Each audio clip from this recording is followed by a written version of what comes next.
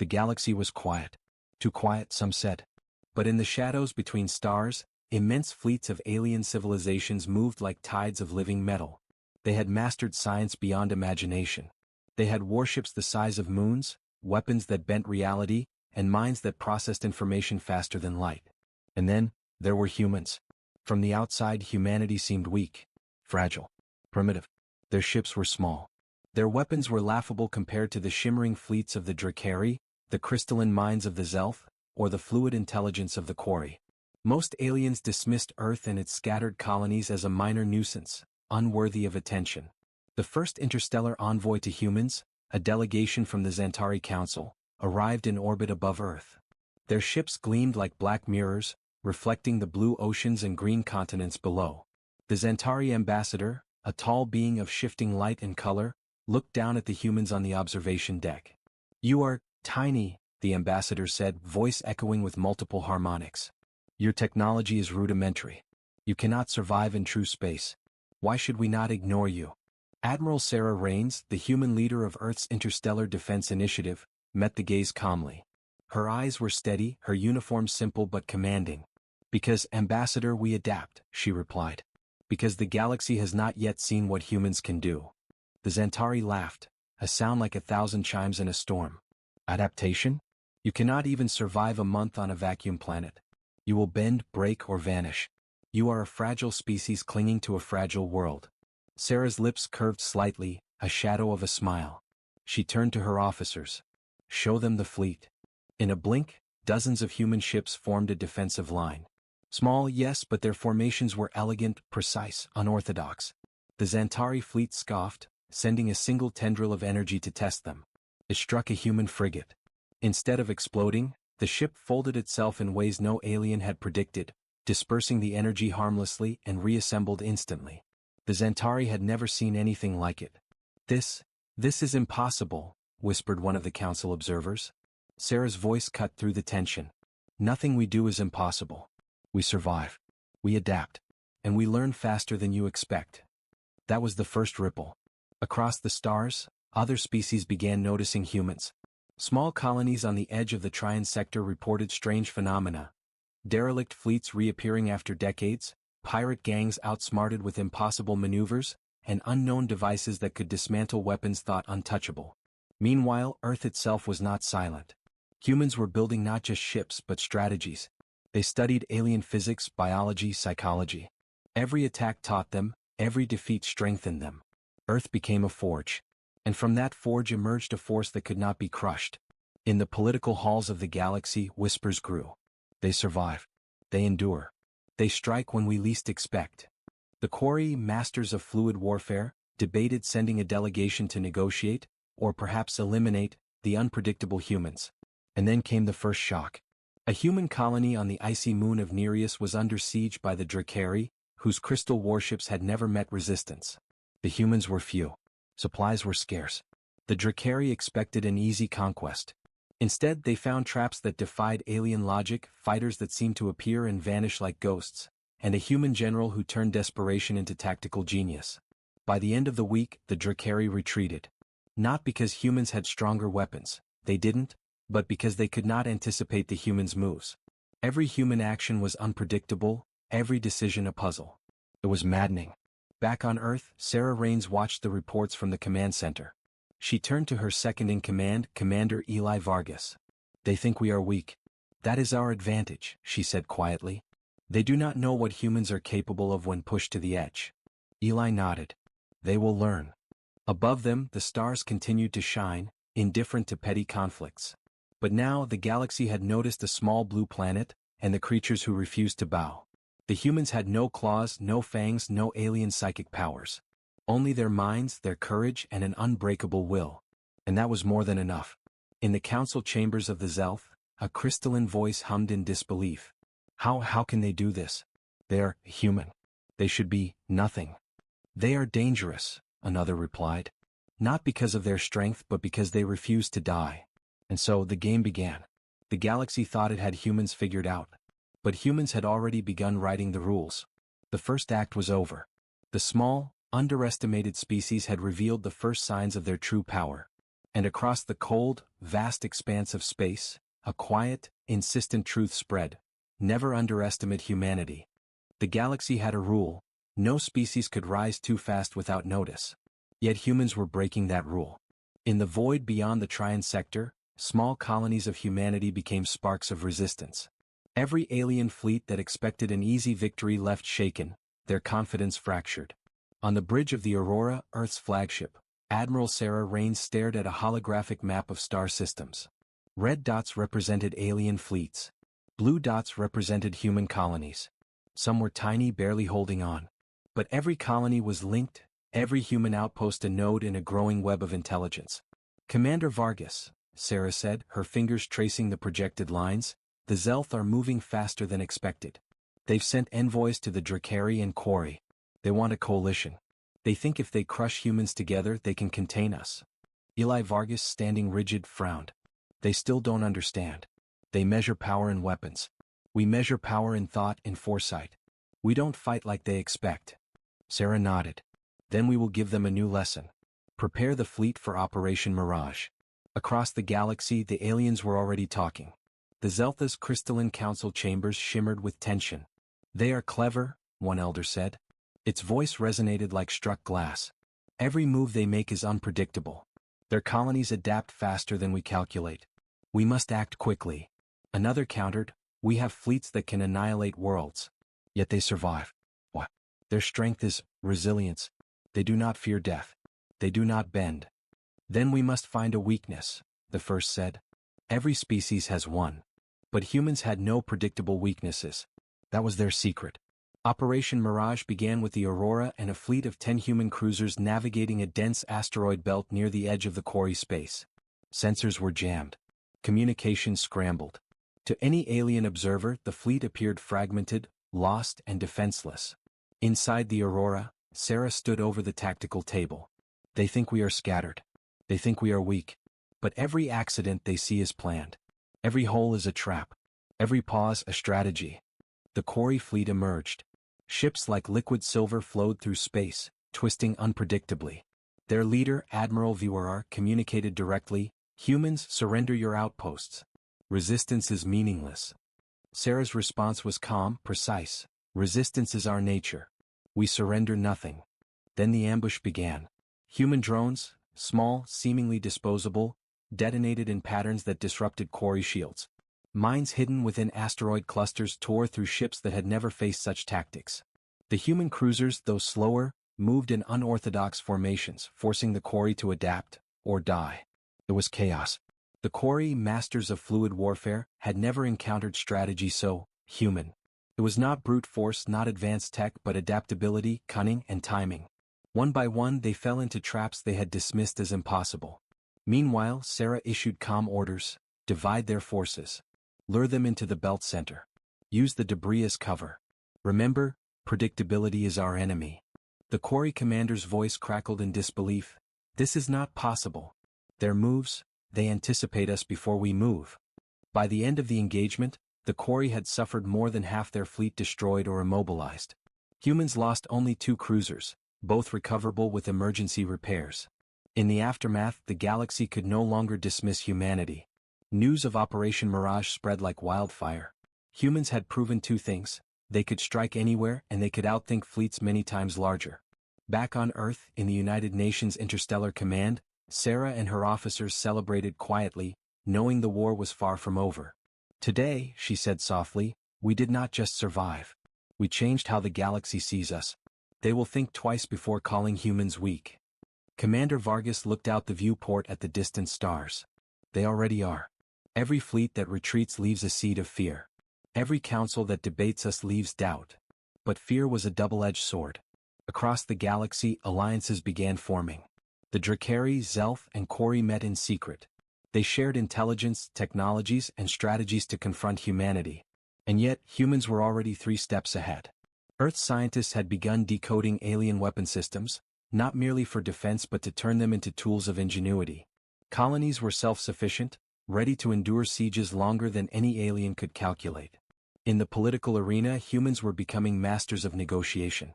They offered trade deals that no alien could refuse, alliances that seemed small but carried the weight of cunning strategy. The galaxy was learning a hard truth: humans did not need to match alien power, they outmaneuvered it. Still, the true test was coming. At a secret base in the Orion Rift, Sarah received intelligence of a coalition fleet, twice the size of her own, moving toward human space. It was the first time multiple civilizations had joined in a direct attempt to crush humanity. She leaned over the tactical table, eyes sharp. This is it. The galaxy thinks it can destroy us with overwhelming numbers. Let's show them what humans do when cornered. Prepare the fleet. This will be the battle that the galaxy remembers. Commander Vargas placed a hand on her shoulder. We are ready. Not because we have the strongest weapons, but because we do not give up. That is what makes us unstoppable. Above, the stars of the Orion Rift shimmered, unaware of the coming storm. Below, small human colonies held steady, unaware that they were about to become the center of the galaxy's most cunning strategy. And as the coalition fleets advanced, the whispers began. These humans, they are not like the rest. They have no claws, no fangs, but their will is unbreakable. The coalition fleet stretched across the void like a river of steel and crystal, thousands of ships moving in perfect formation. Drakari dreadnoughts shimmered like diamonds, Zelth crystal carriers hummed with raw energy, and Kori warships twisted like living liquid in space. They believed their numbers were overwhelming. They believed humans would crumble. They were wrong. From the Orion Rift, the human fleet emerged like a shadow in the starlight. 10 times smaller, yes. But every ship, every human soldier, was part of a network that breathed strategy, foresight, and cunning. Admiral Sarah Raines stood on the bridge of the Aurora, eyes fixed on the approaching coalition. Remember, she said, voice calm and steady, they measure power in size. We measure power in ingenuity. Today we will teach the galaxy the price of underestimating humanity. Commander Eli Vargas leaned over the tactical map. We can't match them head-on. We'll have to lure them in, break their formations, and exploit their overconfidence. Sarah nodded. Exactly.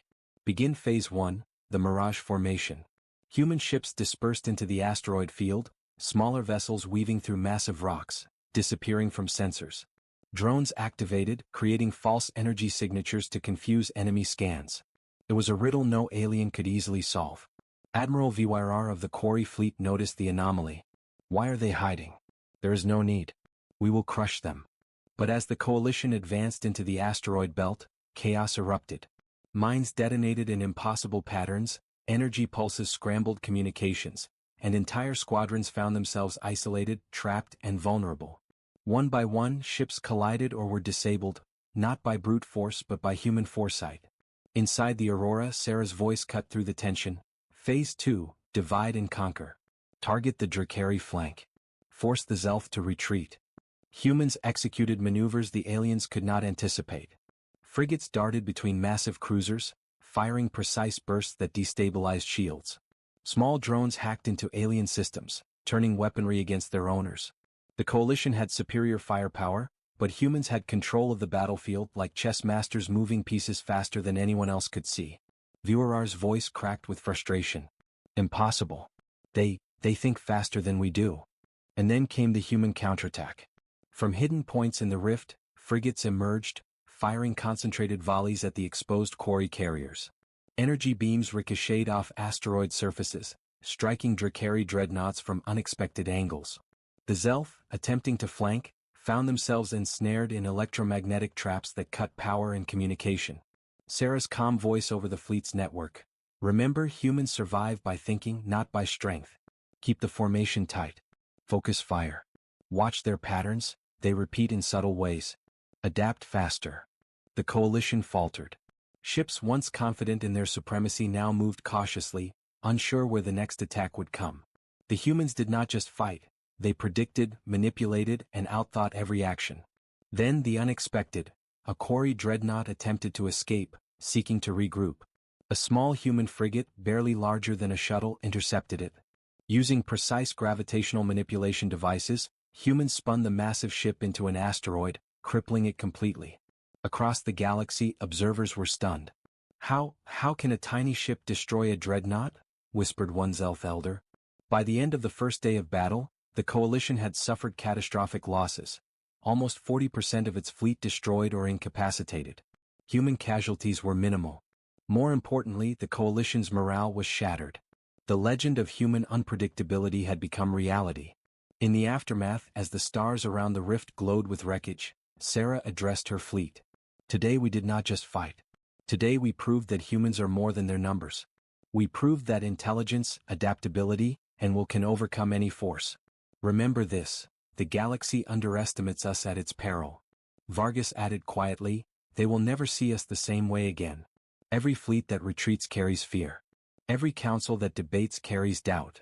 And the galaxy did notice. Reports spread like wildfire, humans outmaneuvered fleets 10 times their size. Humans survive in impossible situations. Humans are unpredictable, unstoppable.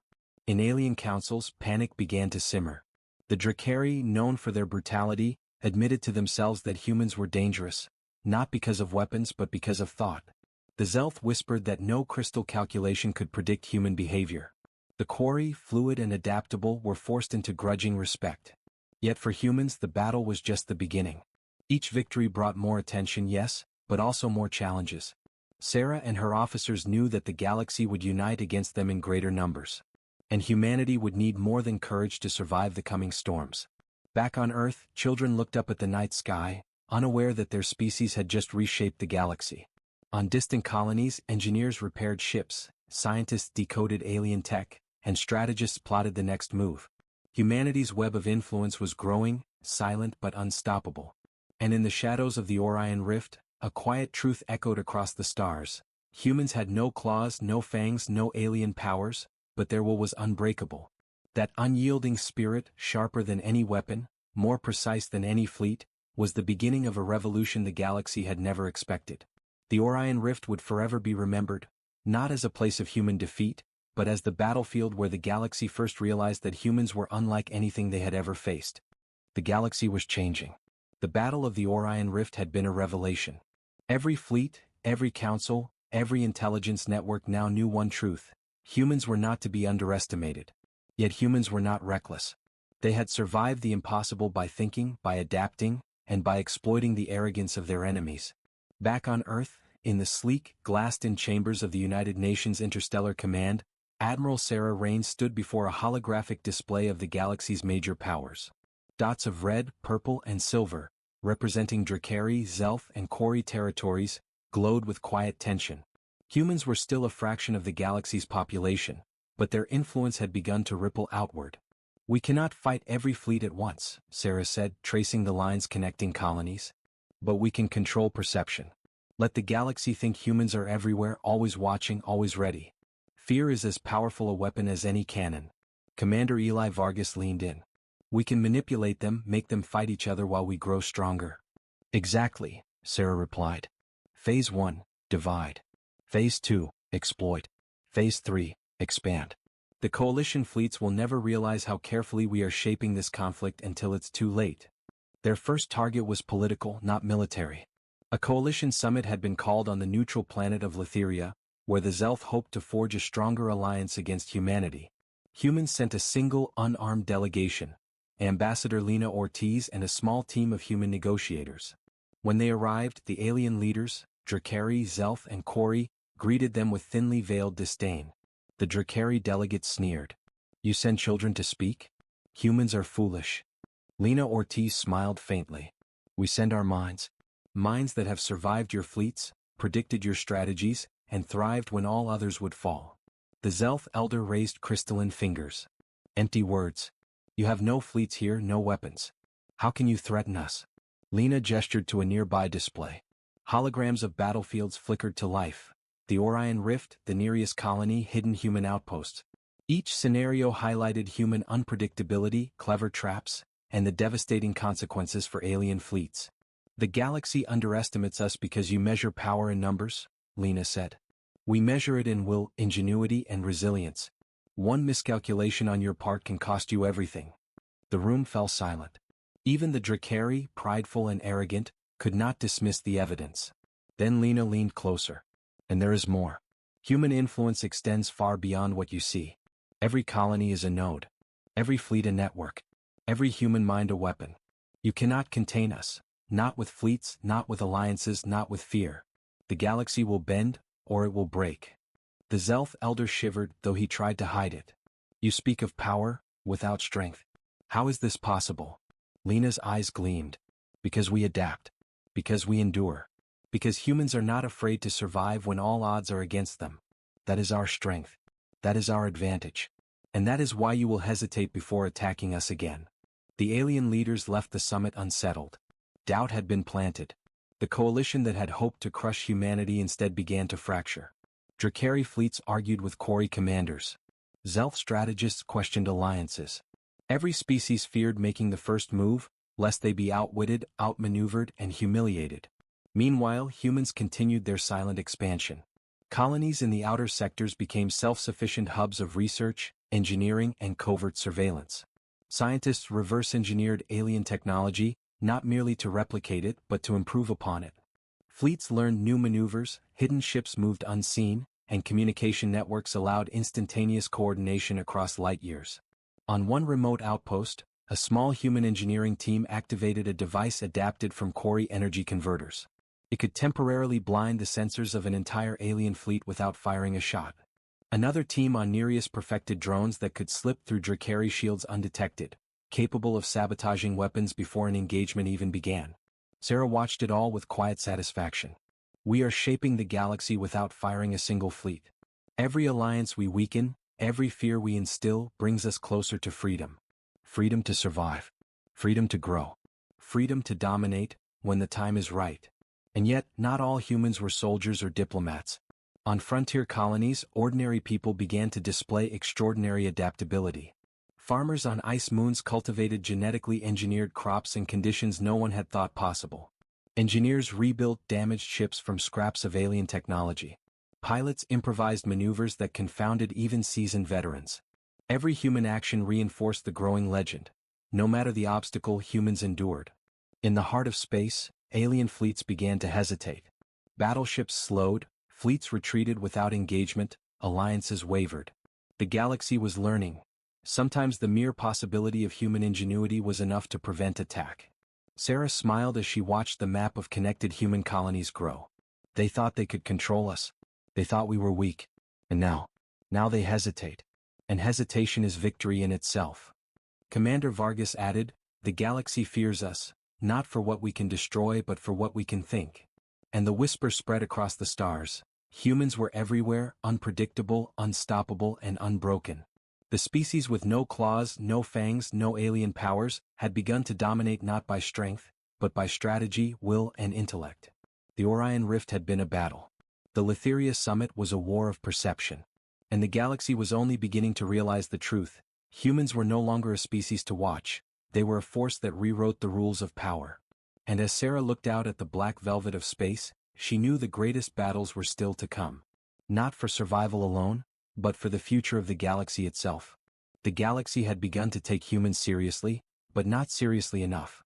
In the Outer Rim, where humanity had quietly established research and shipyards, the coalition had gathered its largest force yet.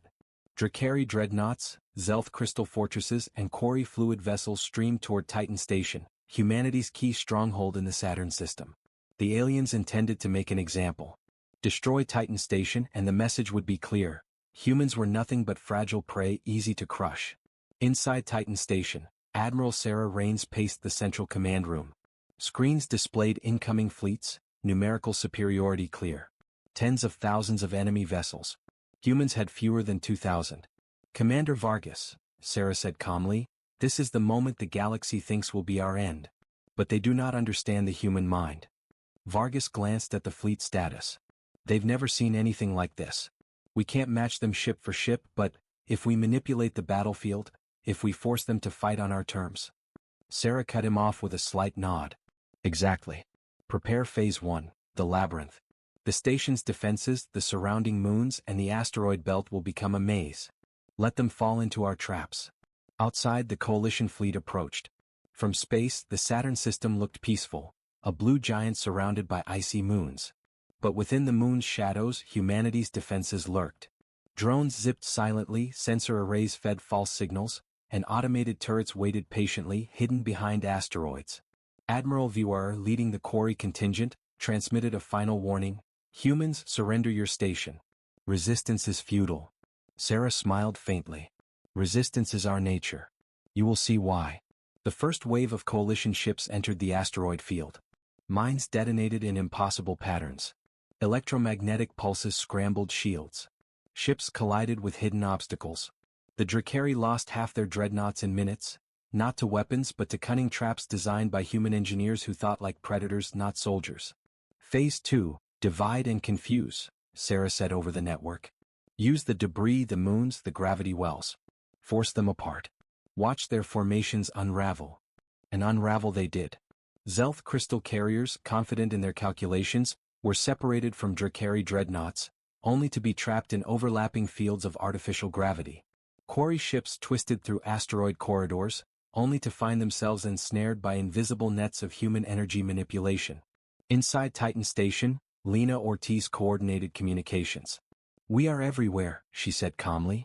"Every point in the station, every outpost, every drone, all connected. Let them think they can attack us in one place and they'll lose in another."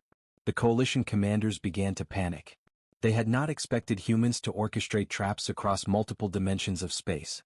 Their weapons were powerful, but their minds had been outmaneuvered. Then came the human counterattack. Using small, nimble frigates, humans struck at key command vessels. They didn't overwhelm with firepower, they used precision. Drones infiltrated enemy systems, turning weapons against their owners. Gravity wells flung ships into asteroid fields. And Titan Station itself, while seeming stationary, subtly shifted in orbit, altering attack trajectories in ways no alien had predicted. Viewerar's voice trembled with disbelief. "This cannot be. They anticipate us before we act." Sarah leaned over the tactical table. "They measure power in mass and firepower. We measure it in thought and timing. Remember that. We do not just survive, we dominate the battlefield without striking directly, yet every strike is decisive." By the end of the first day of engagement, the coalition fleet had suffered catastrophic losses. Nearly 50% of their forces crippled or destroyed. Human losses were minimal, mostly damaged frigates easily repaired. Even the most seasoned alien commanders could not deny what was happening. Humans were a new apex species. Across the galaxy, rumors spread, humans survived a fleet 10 times their size. Humans manipulate gravity, systems, and strategy in ways no other species can predict. Humans are unstoppable.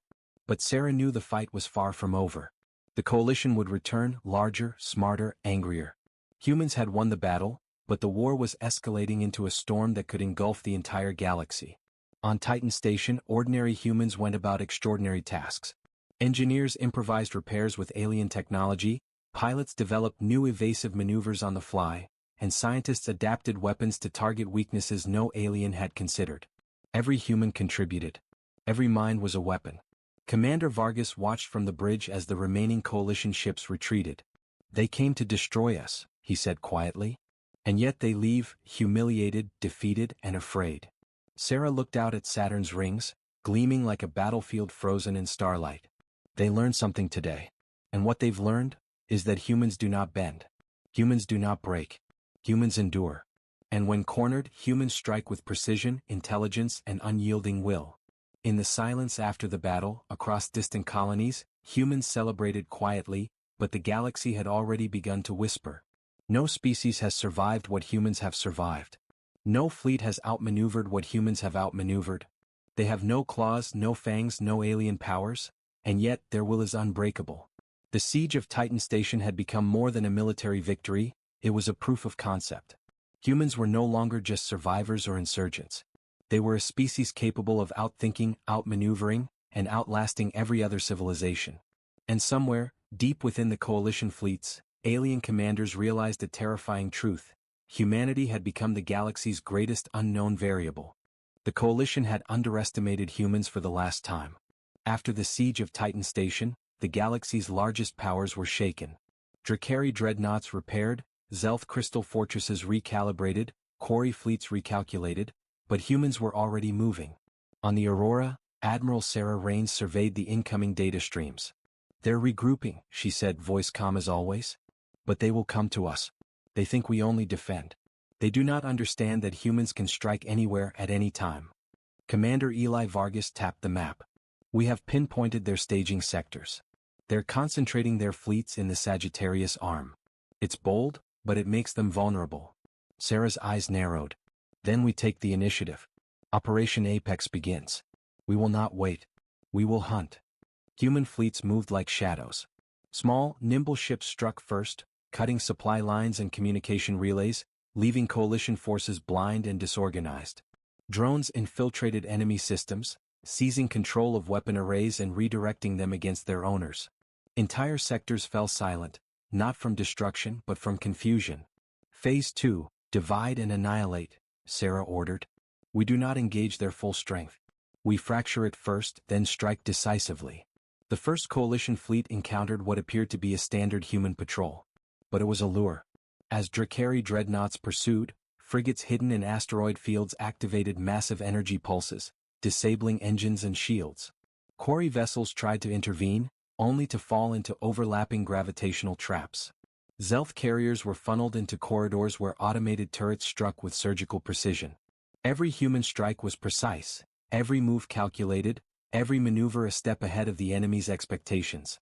Alien commanders, accustomed to overwhelming power, were being outsmarted systematically. In the heat of battle, Sarah addressed the fleet. Remember, humans do not just survive, they adapt, innovate, and dominate. Focus on efficiency, not brute force. Every ship, every crew, every mind is a weapon. Use them. The galaxy watched in awe. Reports came from distant observers. Fleets 10 times larger were scattered like leaves in a storm. Humans had turned desperation into strategy, and strategy into supremacy.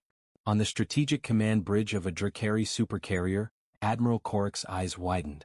How can they predict us? We outnumber them 10 to 1. A junior officer stammered. They anticipate every maneuver, every decision. It's as if they can see our intentions before we act. Korik's claws tightened around the console. Impossible, they are human. Fragile. Primitive. How? But it was no mystery. Humans were masters not of technology alone, but of adaptation and foresight. Every engagement was a chess game played across multiple dimensions. Deception, prediction, manipulation, and decisive strikes. By the third day of Operation Apex, coalition morale had collapsed. Entire fleets refused orders, retreating in fear of ambushes, traps, or worse, another unpredictable human counter. The galaxy was witnessing a new phenomenon. Humans as apex strategists and warriors, not through raw strength, but through unmatched intelligence, coordination, and unyielding will. Sarah convened a final briefing. They are fractured. We have outmaneuvered them at every step. Now comes Phase 3, the heart strike. We will target their command nodes simultaneously, ending their ability to regroup. Drones infiltrated command vessels, sabotaging critical systems. Human frigates struck the coalition's heart, severing communication, redirecting weapons fire, and isolating commanders. By the end of the campaign, the coalition's leadership had been decimated, and their fleets scattered across light years, leaderless and demoralized. The galaxy reeled. No species had ever faced such a defeat without a single decisive battle of brute force. Humans had won with intellect, will, and cunning. In the aftermath, Sarah addressed her officers aboard the Aurora. Today we didn't just survive or defend. Today humanity has proven its place among the stars. Not by claws, not by fangs, not by alien power, but by our minds, our courage, and our unbreakable will. The galaxy will never look at humans the same way again. Commander Vargas nodded. They've learned fear, respect, and awe. And we've learned that no challenge is insurmountable when humans think as one.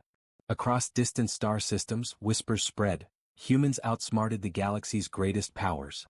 Humans predict, adapt, and strike with unrelenting precision. Humans are apex. Even the Zelth, who prided themselves on calculation, conceded quietly, no equation predicts humans. They are the variable that cannot be measured. The Drakari muttered in fear, the Quarry in grudging respect. Every species realized one unshakable truth. Humans were no longer an underestimated species. They were the galaxy's new apex force. And on Earth, as humans celebrated quietly, ordinary people continued their extraordinary work. Scientists refined alien technology, engineers improved ship designs, and pilots trained for maneuvers no alien could anticipate. Humanity's expansion was unstoppable, not because of force, but because every mind was a weapon, and every human a strategist. The counterstrike of the Sagittarius arm became legend. A battle not of firepower, but of intellect, strategy, and indomitable human spirit. It was the moment the galaxy finally realized. Humans had no claws. Humans had no fangs. But humans had unbreakable will. And that was enough. The galaxy had changed forever. No fleet, no council, no species could ignore humans anymore. From the edge of the Trian sector to the heart of the Sagittarius arm, the name humanity inspired a mixture of fear, respect, and awe. They had survived the impossible, outmaneuvered fleets 10 times their size, and fractured alliances that had lasted millennia. Yet humans did not revel in cruelty, nor did they seek mindless conquest. Their power was tempered by foresight, strategy, and the unyielding principle that adaptation and ingenuity were greater than destruction. On the bridge of the Aurora, Admiral Sarah Raines surveyed the galaxy. Dots of human colonies and fleets glowed across the holographic map, connected like a web spanning light years. For the first time, humans could project influence into the very heart of alien space. "Commander Vargas," Sarah said, voice calm but resolute, "we've won the battles, fractured their fleets, and instilled fear. But now we must reshape the galaxy. Not with weapons but with strategy. The coalition is in chaos. We decide the next move." Vargas leaned over the map, eyes scanning the scattered alien fleets. "We strike at their leadership simultaneously. Not to destroy worlds, but to force coordination and diplomacy on their terms. They must recognize humanity's place in the galaxy, or collapse under their own disarray." Sarah nodded.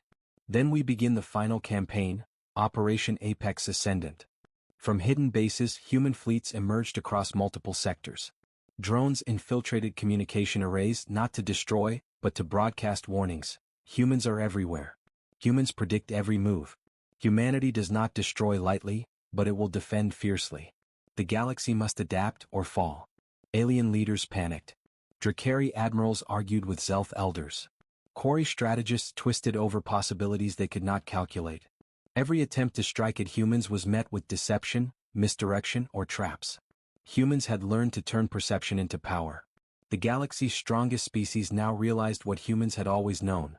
Intelligence, ingenuity, and will are superior to sheer strength. The first confrontation of Operation Apex Ascendant occurred near the Helios Nebula. Coalition fleets attempted a decisive strike, but humans had already anticipated it. Mines, energy nets, and gravitational distortions immobilized key dreadnoughts. Frigates darted in and out, sabotaging command systems. The battlefield seemed chaotic, but every human action was calculated, a symphony of strategy.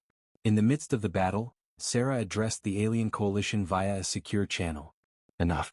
You have seen our will, our intelligence, and our adaptability. You underestimate us at your peril. Humanity does not seek conquest for conquest's sake. We seek a galaxy where survival and ingenuity are respected above arrogance. Adapt or be left behind."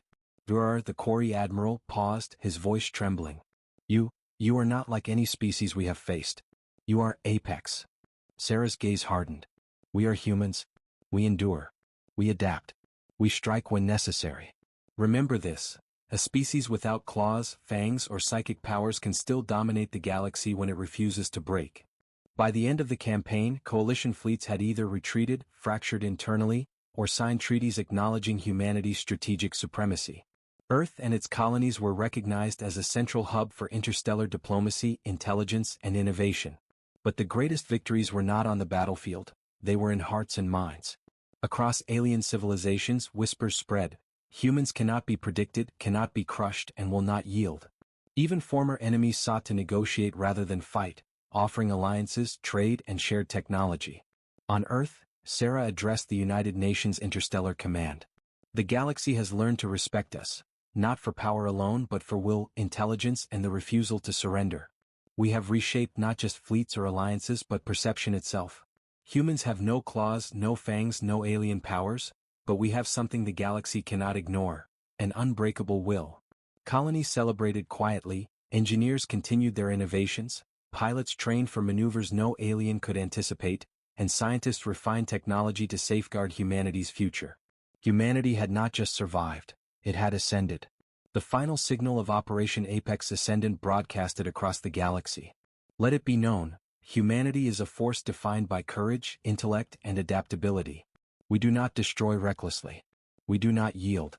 The galaxy must adapt to us as we have adapted to it." In alien capitals, Drakari, Zelf, and Quarry alike recorded the message. Councils convened, fleets paused, and for the first time in galactic history, The species that once ruled by strength realized they were facing a new apex, humans. And on a quiet night on Earth, as children gazed at the stars, scientists calculated and engineers tinkered, one truth echoed across the void. Humans had no claws, no fangs, no alien powers. But they had unbreakable will. And that was enough to reshape the galaxy forever. The stars had witnessed humanity's rise from fragile beginnings to apex species. The galaxy had been tested, and humanity had endured, adapted, and triumphed. The legend of Earth's people had begun. The species that was underestimated became unstoppable.